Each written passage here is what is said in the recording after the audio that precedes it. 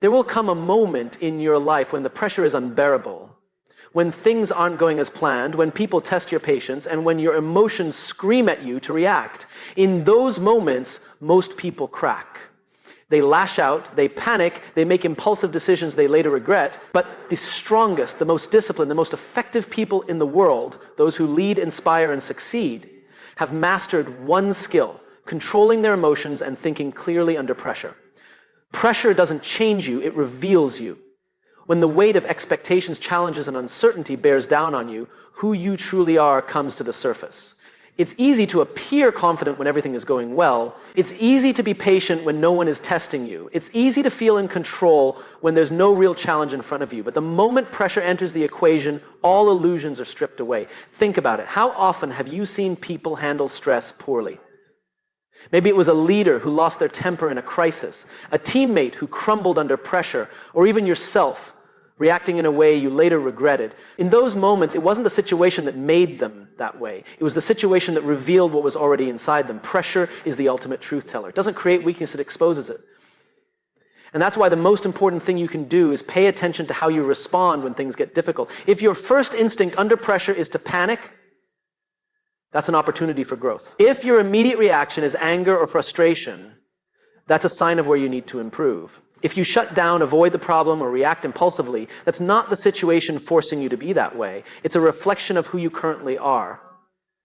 But here's the good news. Just because pressure reveals who you are today doesn't mean you can't change who you become tomorrow. Look at the greatest leaders, the most respected individuals, and the most successful people in any field. They all have one thing in common. They have trained themselves to remain calm, composed, and clear-headed under pressure. They weren't born that way. They weren't magically gifted with the ability to handle stress better than others. They built it through self-awareness, discipline, and constant practice. The key is understanding that pressure is a test. And just like any test, you can prepare for it. You can develop the ability to stay composed. You can train yourself to slow down, think clearly, and respond with intention instead of emotion. But the only way to do that is to first acknowledge where you are. Start paying attention to your emotional triggers. What situations make you feel overwhelmed? What kind of pressure causes you to react instead of respond? Is it tight deadlines, difficult conversations, unexpected problems? Once you know what gets to you, you can start working on it. A great exercise is to put yourself in controlled moments of pressure regularly. Push yourself outside your comfort zone. If you avoid difficult situations, you'll never get better at handling them. Seek out challenges that force you to stay composed. Whether it's public speaking, physical endurance, or high-stakes decision-making, the more you expose yourself to pressure in small ways, the more prepared you'll be when the big moments come. Another important step is shifting your mindset. Most people see pressure as something to fear, something negative. But what if you started seeing it as a privilege? Pressure means you're in a position that matters. It means you have an opportunity to grow. It means people trust you with responsibility. The best performers don't wish for less pressure, they train to handle more of it. And finally, remember that how you handle pressure doesn't just impact you, it affects everyone around you. If you're a leader, your team looks to you in tough moments. If you're a parent, your children learn from how you react. If you're part of a group, your ability to stay calm influences the entire dynamic. You are either someone who brings clarity in chaos or someone who adds to the confusion. So the next time pressure hits, stop for a moment. Recognize that this is your test, this is your moment to show who you really are. And if you don't like the answer, use it as fuel to become better, because pressure doesn't make you, it reveals you. And the choice of who you become is yours. In moments of stress, frustration, or high stakes, your natural instinct is to react immediately. The problem is that reactions are often driven by emotion, not logic. A quick, unfiltered response can lead to regret, conflict, or even failure. But there is a powerful tool that can change everything: the pause. Pausing before you react is the difference between saying something you'll regret and choosing words that build trust. It's the difference between making a rash decision in the heat of the moment and making a smart decision that serves you in the long run. It's the difference between losing control and staying composed. Most people don't pause, they let their emotions dictate their actions. They fire back in an argument, they lash out when frustrated, they make impulsive choices just to relieve the pressure they feel in the moment. And later, when things calm down, they see the damage their reaction caused. They wish they had handled it differently. They realize they let the moment control them instead of taking control of the moment. But here's the truth: you always have the power to pause. No matter how intense a situation feels, no matter how much someone provokes you, no matter how urgent a problem appears, there is always a moment, however small, where you can stop, breathe, and choose your response. And that single moment of restraint can change everything. Think about a time when you reacted too quickly and regretted it. Maybe it was an argument where you said something hurtful. Maybe it was a business decision made out of panic instead of strategy. Maybe it was a simple moment of frustration where you let your emotions take over. Now imagine if you had just paused. Imagine if you had given yourself a few extra seconds to think, to calm down, to see the bigger picture. Would your response have been different? Would the outcome have been better? Pausing gives you control. It allows you to separate emotion from action. It gives your brain time to process what's really happening instead of being hijacked by stress or anger. It helps you shift from reacting instinctively to responding intelligently. And the more you practice it, the stronger your self-control becomes. So how do you build the habit of pausing? First, recognize your emotional triggers. Pay attention to the moments that make you feel pressured, defensive, or overwhelmed. Is it criticism, tight deadlines, confrontation? The more aware you are of what pushes your buttons, the easier it will be to catch yourself before you react. Second, use physical cues to slow yourself down. When you feel your heart rate increasing, when your muscles tense, when your voice wants to rise, these are signs that you need to pause. Take a deep breath. Count to 3. Shift your focus from reacting to observing. The physical act of slowing down signals to your brain that you are in control. Third, ask yourself one simple question. What's the best response for the long term? Not the most satisfying response in the moment, not the easiest response, but the one that will serve you best in the future. When you think long term, you make better decisions. And finally, remember that pausing is not weakness, it's not hesitation, it's not backing down. It's a deliberate strategic move that puts you in charge. The strongest people in the world, leaders, negotiators, elite performers, don't react impulsively. They pause, assess, and respond with intention. Everyday life will present you with moments where you have a choice. React emotionally or pause and take control. The more you master the pause, the more power you gain over your emotions, your decisions, and your future. Because in that brief moment between impulse and action lies the difference between regret and wisdom. The way you see a situation determines how you respond to it. Most people believe that stress, pressure, and challenges are problems to avoid, but what if they weren't? What if the very thing you see as a struggle is actually an opportunity? What if the obstacle isn't blocking your path? It is the path. Reframing the situation is one of the most powerful skills you can develop. It means shifting your perspective, changing the way you interpret events, and finding meaning in the struggle instead of being consumed by it. The best performers, leaders, and thinkers don't experience less stress than others. They just see it differently. Instead of thinking this is too hard, they think this is making me stronger. Instead of saying, I'm nervous, they say, I'm excited. Instead of seeing a setback as failure, they see it as a lesson. Imagine two people facing the same challenge. One sees it as a roadblock, gets frustrated and gives up. The other sees it as a test of resilience, a chance to grow and keeps pushing forward. Same situation, different mindset, completely different outcome. The difference isn't in what happens, it's in how it's perceived. Your brain responds to what you tell it. If you frame a situation as overwhelming, your body reacts with stress, panic, and fear. But if you tell yourself, this is a challenge I can handle, your mind finds ways to adapt, problem solve, and push through. Reframing isn't about ignoring reality or pretending things are easy. It's about choosing the most effective way to interpret what's happening. One of the best ways to reframe a situation is to ask better questions. Instead of asking, why is this happening to me? Ask, what can I learn from this? Instead of thinking this is unfair, ask, how can I use this to my advantage? Instead of seeing stress as something negative, recognize that it's a sign that you're growing, that you're in a position that matters, that you have an opportunity to rise to the occasion. Think about the times in your life when you've faced adversity. Maybe it was a failure, a personal setback, or a time when nothing seemed to go right. In that moment, it probably felt like a disaster. But looking back, wasn't there something valuable in that experience? Didn't it teach you something, make you stronger, or lead to a better opportunity? The problem is that most people don't recognize this while they're going through it. They only see it in hindsight. But what if you could reframe situations in the moment instead of waiting years to appreciate them? That's the power of shifting your perspective.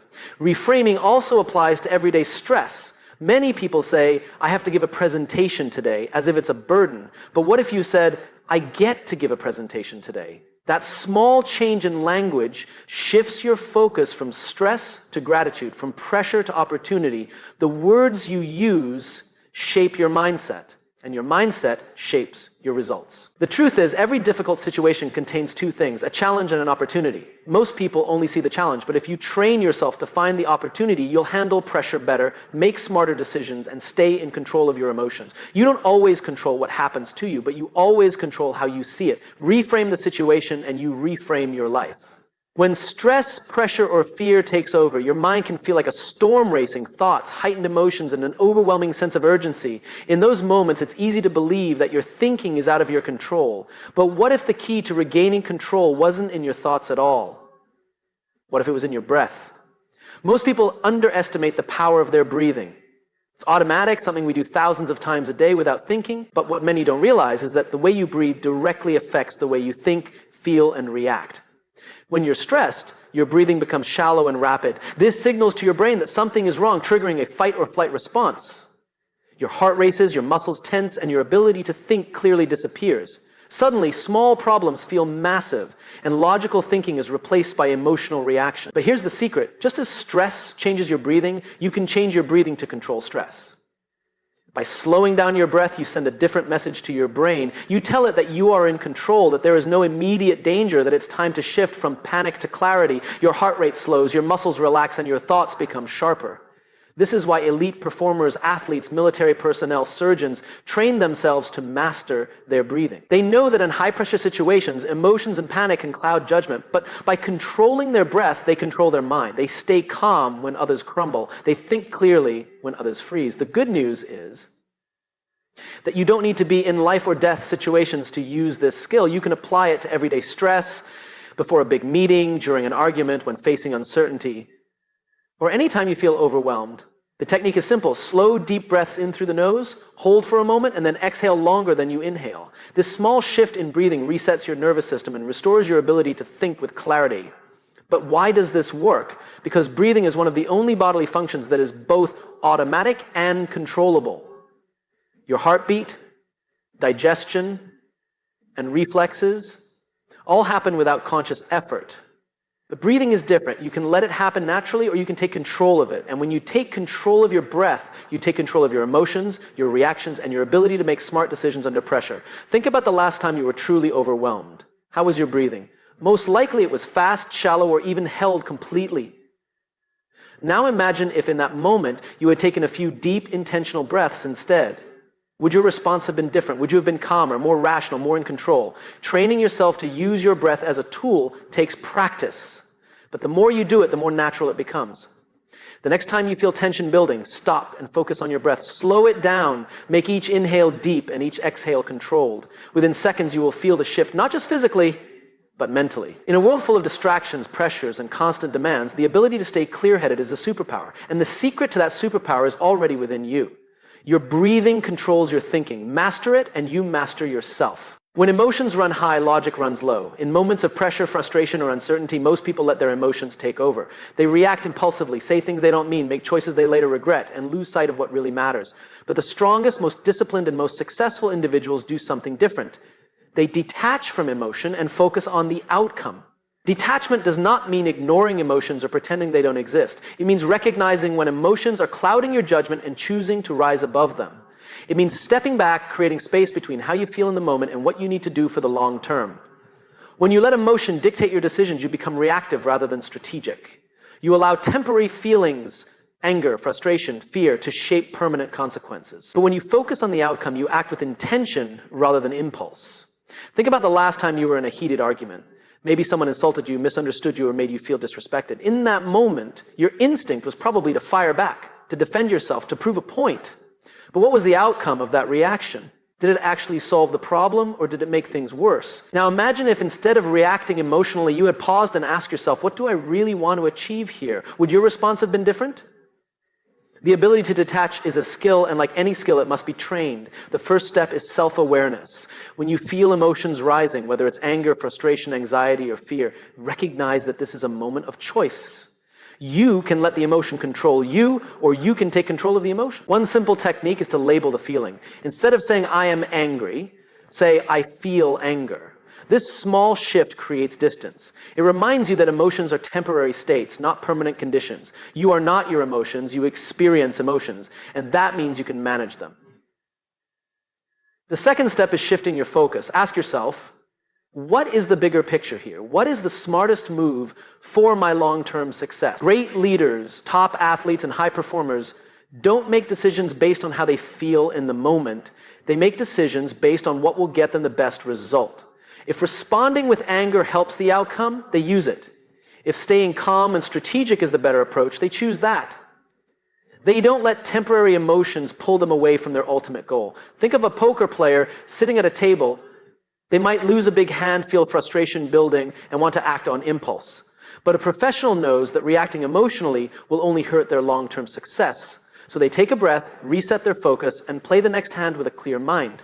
Life works the same way. Every situation is another hand being dealt. Your job is to play it wisely, not emotionally. The third step in detaching is practicing patience. Most bad decisions come from rushing, from feeling the need to react instantly. But when you slow down, take a step back, and let the initial wave of emotion settle, your thinking becomes clearer. Before making a big decision, sending a heated message, or saying something you might regret, give yourself time. What feels like an emergency in the moment often isn't. Clarity comes in the pause. Finally, remind yourself of this. The person who stays calm in chaos is always the one with the most power. When others get emotional, they lose control. But when you stay focused on the outcome, you remain in charge. Detaching from emotion is not about being cold or unfeeling. It's about making sure your emotions serve you rather than sabotage you. So the next time you feel emotions rising, take a step back, breathe. Shift your focus from how you feel to what you want to achieve. Because in the end, success isn't about reacting, it's about responding with purpose. When pressure hits, when stakes are high, and when the unexpected happens, most people rely on hope. They hope they'll stay calm, they hope they'll make the right decision, they hope they'll perform at their best. But hope is not a strategy. If you wait until the moment arrives to figure out how to handle it, you're already too late. The people who excel under pressure, the ones who make clear decisions in chaos, aren't lucky. They are prepared. They have trained for the moment before it comes. Think about the most disciplined professionals in the world. Elite athletes, military special forces, world-class leaders. They don't just show up and hope they'll perform well. They train relentlessly for every possible scenario. They put themselves under stress before the real test arrives. They rehearse difficult conversations before they need to have them. They practice making decisions under pressure so that when the moment comes, they don't have to think. They just execute. If you wait until a high-stakes moment to learn how to stay calm, you'll crumble. If you wait until a conflict arises to learn how to respond with composure, you'll react emotionally. If you wait until an opportunity appears to develop confidence, you'll hesitate. Training yourself in advance is what separates those who succeed from those who struggle. So how do you train for pressure before it happens? The first step is self-awareness. Identify the moments that challenge you the most. Do you struggle with confrontation? Do you panic when making big decisions? Do you get overwhelmed under tight deadlines? You need to know your weaknesses before you can strengthen them. The second step is controlled exposure. The only way to get better at handling difficult situations is to put yourself in them on purpose. If public speaking makes you nervous, practice speaking in front of small groups before you're thrown into a big stage. If you struggle with handling criticism, seek feedback regularly so you get used to it. If making tough decisions paralyzes you, start making small, quick decisions every day to build that muscle. You don't rise to the occasion, you fall to the level of your training. The more you expose yourself to stress in a controlled way, the more prepared you'll be when real pressure arrives. The third step is mental rehearsal. Top performers don't just train physically, they train their mind. They visualize high-pressure situations before they happen. They see themselves handling problems with confidence, responding with clarity, staying composed when others panic. Your brain doesn't know the difference between real experience and vividly imagined experience. If you repeatedly picture yourself handling stress well, your mind will default to that behavior when the moment arrives. The fourth step is building recovery habits. Training for pressure doesn't just mean preparing for stress, it also means knowing how to recover from it. The best performers don't let stress accumulate. They have routines, meditation, breathing exercises, workouts, journaling that keep them clear-headed. If you don't train yourself to reset after stressful situations, pressure will wear you down over time. The final step is embracing failure as training. Too many people avoid difficult situations because they fear making mistakes. But failure isn't the opposite of success, it's part of it. Every high-pressure moment, whether you handle it well or poorly, is a lesson. If you review what worked and what didn't, every experience makes you stronger for the next one. The goal isn't to be perfect. The goal is to train so well that mistakes become fewer and learning becomes constant. Pressure is inevitable. Stressful situations will come. The question is, will you be ready? The difference between those who break under pressure and those who thrive under it isn't talent, it's preparation. Train for the moment before it comes, and when it does, you won't need to rely on hope. You'll already know exactly what to do.